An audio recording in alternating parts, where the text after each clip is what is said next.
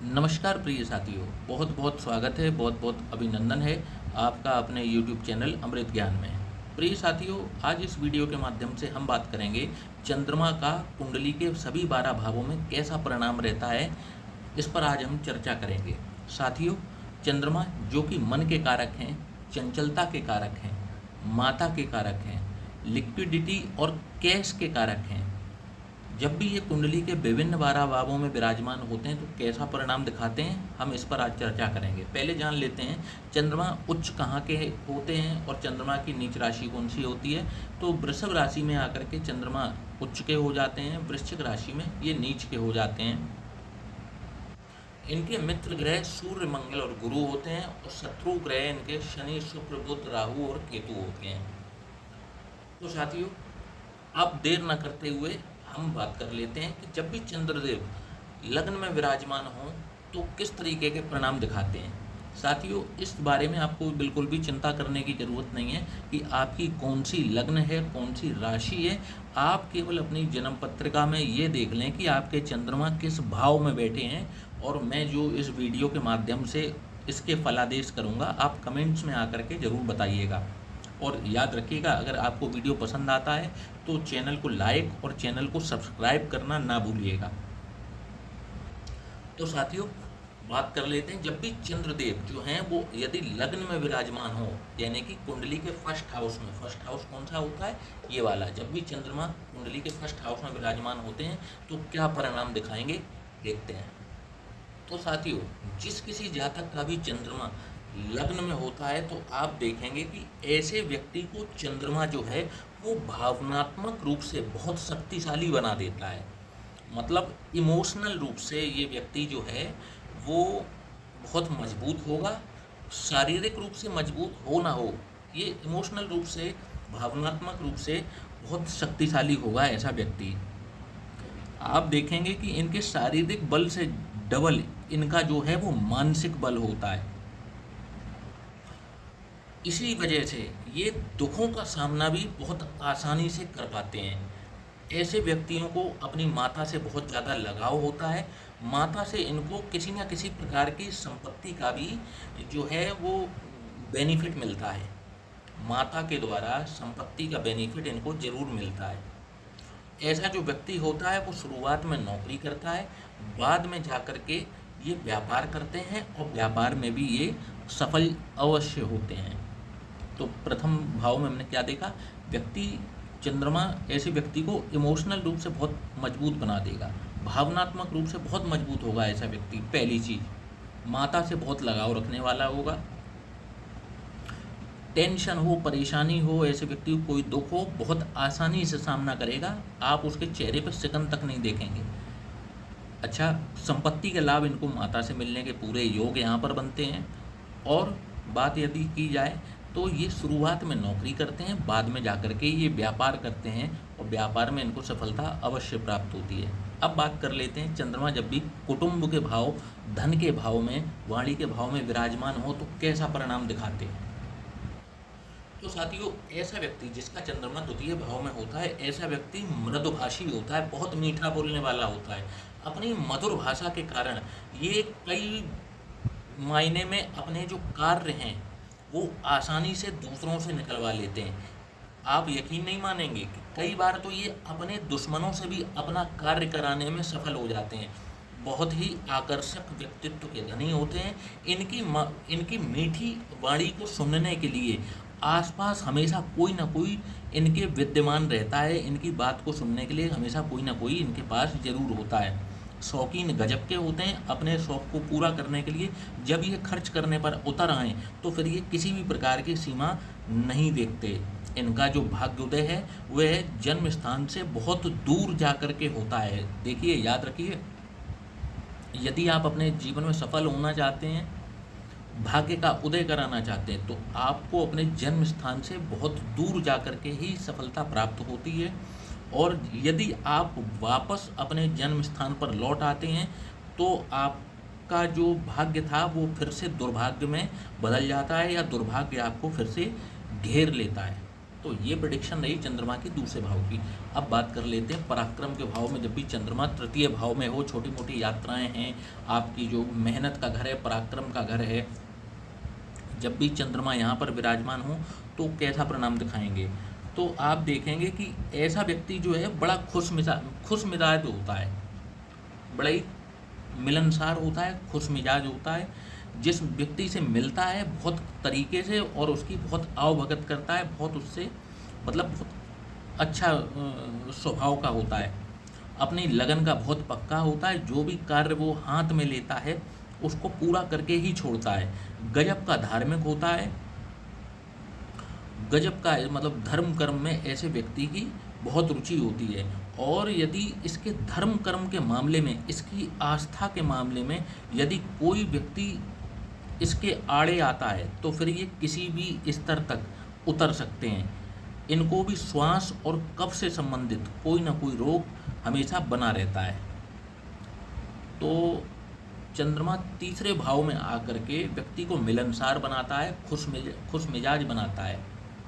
और देखा जाए तो धुन का पक्का होता है, लगन का पक्का होता है, गजब का धार्मिक होता है। और इनके धर्म के मामले में यदि किसी ने बस बोल भर दिया या इनके सामने आ गए तो ये फिर उसकी दम लेकर ही छोड़ते हैं। ये इनका स्वभाव होता है जब भी चंद्रमा तृतीय भाव में हो। जब चंद्रमा चतुर्थ भाव में होता है तो क्या परिणाम दिखाता है? तो ऐसे व्यक्ति के अंदर जब भी चंद्रमा चतुर्थ भाव, जो कि सुख का भाव है, माता का भाव है, भूमि भवन वाहन का भाव है, सुखों का भाव है, जब भी चंद्रमा चौथे भाव में विराजमान होते हैं तो ऐसे व्यक्ति के अंदर आप एक बहुत गजब की क्वालिटी देखेंगे कि ऐसा व्यक्ति जो है वो दानवीर कर्ण कह सकते हैं आप उसको। मतलब ऐसा व्यक्ति जो है बहुत बड़ा दानी होता है। अपनी आर्थिक सीमा जो इसकी पॉकेट अलाउ करती है, जो इसका बैंक बैलेंस अलाउ करता है, उससे भी अधिक दान करने का कौशल इनके पास होता है। दान करते समय ये नहीं देखते कि इनकी जेब में कितना धन बचा है, उस ये और इनके इसी बलिदान के कारण ये हमेशा समाज में सम्मान प्राप्त करते हैं। हमेशा जहाँ पर भी जाएं, चाहे ये कार्यस्थल पर जाएं, समाज में जाएं, परिवार में जाएं, हमेशा इनको हर जगह ही सम्मान मिलता है। समाज में, परिवार में, हर जगह सम्मान इनको प्राप्त होता है। इनके अंदर एक और बहुत अच्छी क्वालिटी होती है कि ये अपने शत्रुओं को भी तुरंत माफ़ कर देने की क्षमता इनके अंदर होती है। मतलब शत्रुओं को भी ये बहुत जल्दी माफ़ कर देते हैं। इनका भी जो भाग्योदय है वो विवाह के पश्चात ही होता है। इनको अपनी माता से बहुत ज़्यादा लगाव होता है। और भाग्योदय कब होगा? शादी के बाद। अब बात कर लेते हैं चंद्रमा जब भी पंचम भाव में विराजमान हो तो कैसा परिणाम दिखाएंगे। तो ऐसा व्यक्ति जो जिसके चंद्रमा पंचम भाव में हो बहुत चंचल प्रकृति का होता है, थोड़ा सा शरारती होता है। इनकी जो पहली संतान होती है वो एक कन्या संतान होती है। ऐसा व्यक्ति अपने चरित्र का बहुत ही दृढ़ होता है, चाहे कैसी भी परिस्थिति आ जाए वह कभी भी अपने चरित्र से समझौता नहीं करता। आकस्मिक धन की प्राप्ति इनको जीवन में कई बार होती रहती है। तो पंचम भाव में चंद्रमा ने क्या फल दिए? व्यक्ति को थोड़ा सा चंचल और शरारती प्रवृत्ति का बनाया, लेकिन चरित्र में ऐसा व्यक्ति दृढ़ होता है, अपने चरित्र से वो समझौता नहीं करता। आकस्मिक धन इनको जीवन में मिलता रहता है। और पहली संतान जो है वो इनको 99% केसों में इनको पहली संतान जो है वो कन्या के रूप में प्राप्त होती है। अब बात कर लेते हैं जब भी चंद्रमा छठवें भाव जो कि रोग रिपु और ऋण का भाव है, क्योंकि ये भावित्रिक भाव है, जब भी चंद्रमा यहाँ विराजमान होते हैं तो कैसा परिणाम दिखाएंगे। तो जिसके भी चंद्रमा छठवें भाव में होते हैं ऐसे व्यक्ति को श्वसन तंत्र, खांसी, जुखाम, नजला इस प्रकार का रोग हमेशा बना रहता है। ऐसा व्यक्ति जो है वो कामुक बहुत अधिक होता है। कामुक मतलब ऐसे व्यक्ति के अंदर काम की जो अग्नि है, कामातुरता है, वो बहुत अधिक होती है। अपनी काम वासना पर ऐसे व्यक्ति का कोई नियंत्रण नहीं होता, कोई कंट्रोल नहीं होता। खर्च वो भी, ये लोग भी अपनी खर्च जो है वो आय से अधिक करते हैं। आँखों से संबंधित इनको कोई ना कोई नेत्र रोग जरूर होता है। जिसका भी चंद्रमा छठवें भाव में हो आप देखेंगे कि इनको नेत्र से संबंधित कोई ना कोई रोग जरूर बना रहता है। तो नेचुरली अगर देखेंगे तो चंद्रमा के अच्छे फल छठवें भाव में प्राप्त नहीं होते। रोग रिपुरेल का भाव है, त्रिक भाव है, जब भी चंद्रमा यहाँ जाएगा तो अच्छे फल प्रदान नहीं कर पाता है। अब बात कर लेते हैं कि यदि चंद्रमा सप्तम भाव में विराजमान हो, जो कि रिलेशनशिप का भाव है, बिजनेस का भाव है, आपके जीवन साथी का भाव है, जब भी चंद्रमा यहाँ विराजमान होते हैं तो ऐसा व्यक्ति जो है बहुत ही सभ्य होता है, बहुत ही कल्चर्ड होता है, साथ ही बहुत ही धैर्यवान होता है। आप देखेंगे कि सभ्य है, धैर्यवान है, कल्चर्ड है, उसको किसी भी कार्य की जल्दी नहीं होती जब तक वह प्रत्येक बात को पूरी तरीके से कसौटी पर कस नहीं लेता, कभी भी कदम आगे नहीं बढ़ाता। आप देखेंगे कोई भी डिसीजन लेने से पहले ये उस पर गजब का चिंतन करेंगे, मनन करेंगे, उसको परखेंगे, उसको तोलेंगे, तब उसके बाद ही ये अपना कदम आगे बढ़ाते हैं। राजनीति में ये भी अपना भाग्य आजमा सकते हैं, तो इनको सफलता जरूर मिल सकती है। और यदि इनके भाग्योदय की बात की जाए तो इनको भी जन्म स्थान से बहुत दूर जाकर के ही सफलता का स्वाद चखने को मिलता है। अब बात कर लेते हैं चंद्रमा जब भी अष्टम भाव में विराजमान हो तो क्या परिणाम दिखाएंगे। तो आप देखेंगे कि ऐसा व्यक्ति जो है वो नकारात्मक विचारों का बहुत ज़्यादा होता है, मतलब बहुत नेगेटिव सोचेगा और नेगेटिविटी को अपने पास बहुत ज़्यादा दिनों तक रखे रहेगा और उसको जो है वो याद करता रहेगा, उसको संजोए रहेगा अपने दिमागों में, एक ही बात को बार बार सोचता रहेगा। उसका जो भूतकाल है, मतलब जो है उसका पास्ट है, उसी में खोया रहेगा, उससे वो कभी भी नाता तोड़ नहीं पाता। काम वासना पर इनका भी कोई नियंत्रण नहीं होता। ये थोड़ा सा एक कहा जाए ये जेलस टाइप के होते हैं, ईर्ष्यालु होते हैं, और कई बार तो इनका जो व्यापार होता है वो ठीक से न चल पाने के कारण जो है कई बार ये डिप्रेशन में भी चले जाते हैं। तो यहाँ पर भी क्योंकि त्रिक भाव है, यहाँ पर भी चंद्रमा बहुत अच्छा फल प्रदान नहीं कर पाते। अब बात कर लेते हैं चंद्रमा जब भी नवम भाव यानी कि भाग्य भाव में विराजमान हो तो क्या परिणाम दिखाएंगे। तो ऐसा व्यक्ति जिसके नवम भाव में चंद्रमा होता है, या तो ये संतान से वंचित ही रहते हैं, इनको संतान कई मायनों में इनको संतान की या तो बहुत देरी से प्राप्त होती है या वंचित रह जाते हैं, और यदि इनको संतान होती भी है तो इनको संतान पक्ष से हमेशा दुख ही रहता है, मतलब इनको संतान पक्ष से सुख प्राप्त नहीं होता। धार्मिक कार्यों में इनका बहुत ही लगाव होता है, समय पैसा सारी चीज़ें धार्मिक कृत्यों में ये जरूर लगाते हैं, अपना समय जरूर देते हैं। और ये देखा जाए ऐसे व्यक्ति जिनके चंद्रमा नवम भाव में होता है, ऐसे व्यक्ति कर्मयोगी होते हैं, और देखा जाए अगर तो इनको भी जन्म स्थान से बहुत दूर जाकर के ही सफलता प्राप्त हो पाती है। अब साथियों बात कर लेते हैं कर्म स्थान में जब भी चंद्रमा विराजमान हो तो कैसा परिणाम दिखाएंगे। तो जब भी चंद्रमा दशम भाव में होते हैं तो ऐसा व्यक्ति स्पेशलिस्ट अर्थात विशेषज्ञ होता है। वह अपनी विशेषज्ञता से संबंधित यदि व्यापार करें, जिस चीज़ में वो स्पेशलाइज्ड हैं, यदि इससे संबंधित यदि वो व्यापार करें तो अकूत संपत्ति अर्जित कर सकते हैं।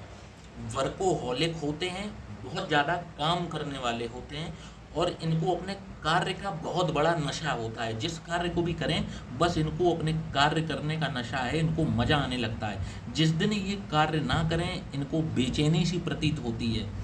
अपने खानदान में सबसे ज़्यादा तरक्की करने वाले व्यक्ति भी ये जरूर बनते हैं। अब बात कर लेते हैं चंद्रमा जब भी एकादश भाव में विराजमान हो, जो कि इच्छा पूर्ति का भाव है, बड़े भाई बहनों का भाव है, लाभ का भाव है। जब भी चंद्रमा यहाँ पर विराजमान हो तो कैसा परिणाम दिखाएंगे। तो ऐसा व्यक्ति चंचल होता है, शौकीन होता है, उसके अंदर अवगुण और सद्गुण एक संतुलन में रहते हैं, मतलब बैलेंस में रहते हैं। इनके अंदर अवगुण भी होंगे तो सद्गुण भी होंगे, बैलेंस रूप में रहेंगे। संतान इनको बहुत ही आज्ञाकारी मिलती है। जब भी चंद्रमा एकादश भाव में हो तो संतान पक्ष से बहुत अच्छी मतलब ये सूचना है, सूचक है ये चीज़ कि संतान पक्ष से ऐसे व्यक्ति सुखी रहता है, इनको संतान बहुत आज्ञाकारी मिलती है। यदि ये राजनीति में अपना भाग्य आजमाएं तो इनको सफलता जरूर मिलती है। और राजनीति भी कैसी कि ये संगठन की भी राजनीति कर सकते हैं और ये वैसी भी राजनीति कर सकते हैं। किसी संगठन से मतलब या तो जुड़ जाएं या प्रॉपरली राजनीति में उतर आएँ, तो उसमें इनको सफलता मिलती है। परंतु देखा गया है कि जिनके चंद्रमा एकादश भाव में यदि ये राजनीति में भी हैं, तो 60 वर्ष की आयु के बाद में ये अपने धार्मिक कारणों के चलते, मतलब वैसे नहीं, किसी बीमारी से नहीं, वैसे नहीं, अपने धार्मिक कारणों के चलते हुए ये अपने कैरियर को स्वतः ही त्याग देते हैं। अब बात कर लेते हैं, चंद्रमा जब भी द्वादश भाव जो कि व्यय का भाव है, जब भी यहाँ पर विराजमान होते हैं तो क्या परिणाम दिखाते हैं। तो ऐसे व्यक्ति को नेत्र से संबंधित कोई ना कोई रोग, श्वसन तंत्र से संबंधित कोई ना कोई रोग सदैव बना रहता है। अपने क्रोध पर इनका कोई काबू नहीं होता। क्रोध के कारण ये बहुत अमूल्य चीज़ और बहुत से अवसर कई बार गंवा बैठते हैं। इंट्रोवर्ट होते हैं, खर्चीले ज़रूरत से ज़्यादा होते हैं। तो साथियों, आशा करता हूँ कि आज का वीडियो आपको पसंद आया होगा। चैनल को लाइक और सब्सक्राइब करना ना भूलिएगा और वीडियो को ज़्यादा से ज़्यादा शेयर करें ताकि ये और लोगों के भी काम आ सके। तो साथियों, यदि आपकी कुंडली में भी चंद्रदेव कुछ इसी प्रकार के फल प्रदान कर रहे हैं तो कमेंट बॉक्स में आकर के आप कमेंट में ज़रूर बताइए। इससे हमें उत्साहवर्धन होता है हमारा, और हमें ऐसा लगता है कि हमारी रिसर्च जो है वो लोगों के काम आ सकती है। साथियों, इसी के साथ अब आज्ञा चाहूँगा और वीडियो का समापन करना चाहूँगा। जय श्री राम।